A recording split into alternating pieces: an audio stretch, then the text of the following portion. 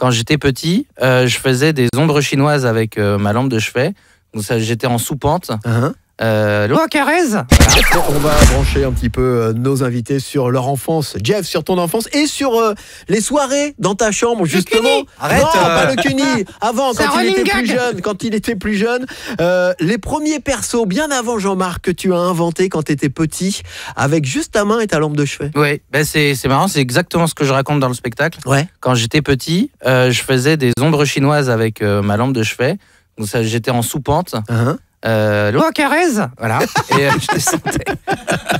Bisous, Stéphane Plaza. D'où tu es? En prison. Arrête. Et donc j'étais en sous-pente. Et donc ça faisait comme un écran de cinéma. Et je faisais ça et je parlais avec moi-même, finalement. D'accord, déjà. Voilà. T'avais déjà cette envie de te créer... Et quand j'ai commencé à écrire ce spectacle, j'étais pas du tout parti sur ce thème-là. Ouais. Et je me suis souvenu de ça, bizarrement. Okay. Et c'est très étrange. Je me dis, mais en fait, quand j'étais petit, je parlais déjà avec ma main. C'est très bizarre, quoi. Voilà.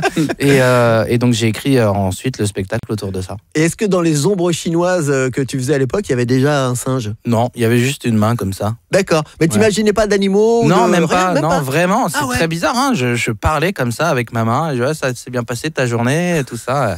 T'avais pas d'amis? La drogue. La drogue déjà, tout petit. Et les cassos, toujours. Ah bah, oui, tous les jours, 17h. 17h30, c'est l'Afterwork du Rire sur Rire et Chanson.